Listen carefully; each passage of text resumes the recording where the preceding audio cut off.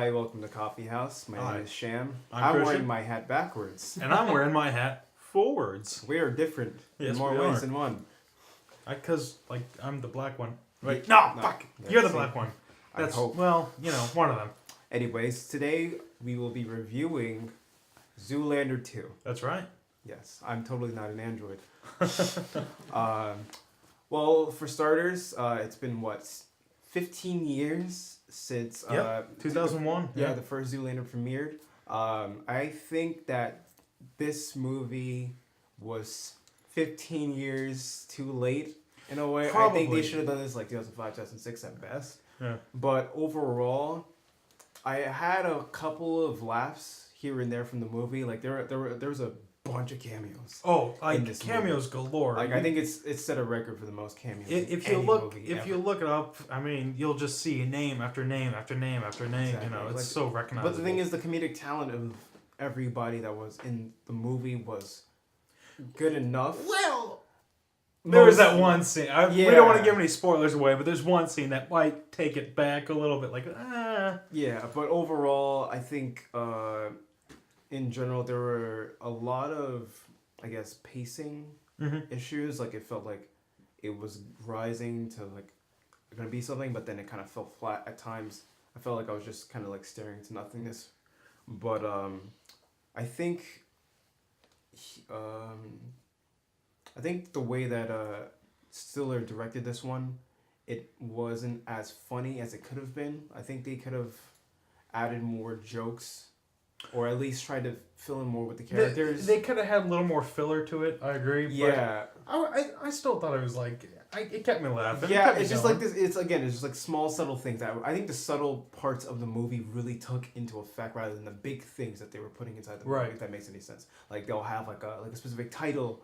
Like Exactly. for the location, and it's ridiculous how they describe where they're at. Like, spoiler alert, there's like a scene where Ben Stiller's in this log cabin, and it's snowing and it's crazy, and then middle of the forest. Yeah, it's dark, and then all of a sudden you see on the title it says like more northern, like New Jersey or something like that, and like small stuff like that. It's funny, it's really funny, but then when they would try to be funny, it wouldn't.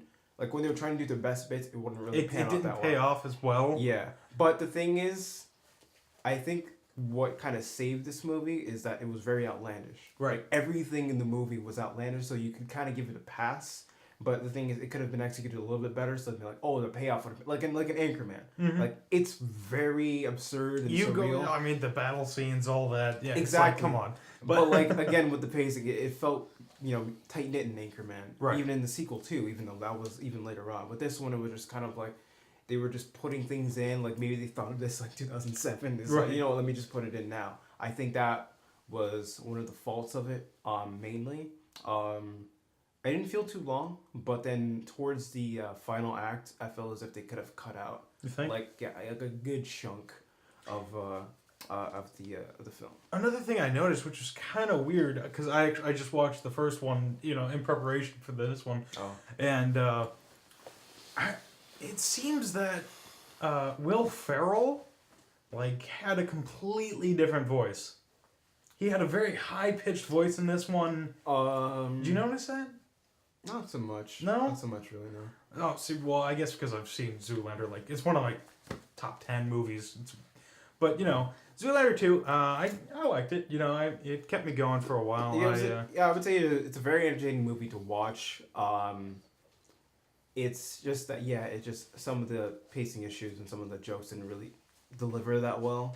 I think the cameos kind of overshadowed it after a while. Right. They were just, kind of throwing people in. Because the original one had so many cameos, right? And then this time it feels like, if we're gonna go bigger, we're gonna go better. We're gonna have to have more and more and everybody, more. Right. So I think, especially with the modern cameos now, especially with the new talent that they brought in, there is some faces that you really wouldn't expect in this movie, but they're in it. So be prepared. I think do you have any other thoughts?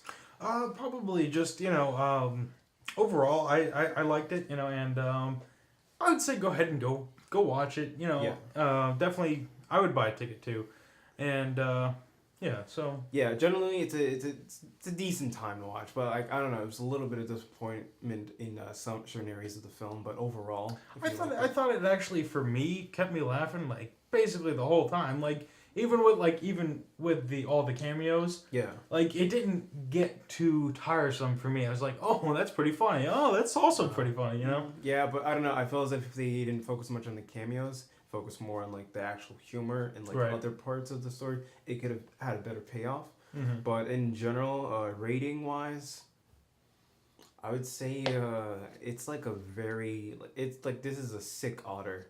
Like this is like the so otter. It's above wait for Netflix. It's above wait for Netflix because I mean we've all been waiting for a sequel. Not all of us been waiting for a sequel. I'm just I think you could just watch it with your family or friends. Yeah. Yeah, don't watch it alone, because who watches movies alone? Sad people. Yeah. I would probably rate this, I think I'm going to go with one of Chris's, like a Triceratops, but without the front nose horn. Because poachers. Right, yeah, poachers for the Triceratops. Yeah, exactly. This is actually a public service announcement. Oh, Jesus Christ. Yeah. Public service announcement. Service. So stop poaching Triceratops. It's not cool. It's very mean. I'm pretty sure they're endangered, right? Yeah. Yeah. Let's see. Today's the 12th. Yeah. The day of the week determines when Triceratops are extinct or not. So, of course. Yeah. Yeah. So if it's Wednesday, then you gotta put some money in the donation box. Yeah. I mean, just check it out, see for yourself. You don't have to follow our opinions because we might be stupid. So.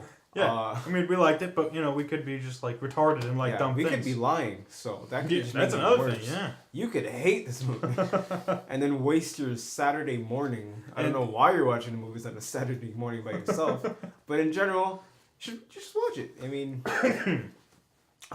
yeah.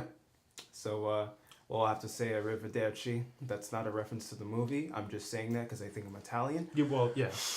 Well, I mean, some part of it was in Italy. I mean, I saw a guy eat spaghetti once, so I guess that makes me Italian. You're basically Italian. I'm basically Italian. Yeah. Like, I could own a... You just need to slick back your hair all the time now. Exactly. Okay. Well, thanks for watching. That is Coffee House, and this is our review of Zoolander 2. Come back for more of our content, and follow us on our social media outlets on Facebook, Instagram, YouTube, SoundCloud, podcast on iTunes, or just follow us in general. We're generally not busy people. I mean, we're pretty much local anyway, so like if you see us around, just walk into any of our houses, just follow us, like literally. I mean, we're kind of weird, but yeah, go for it. Yeah. Okay.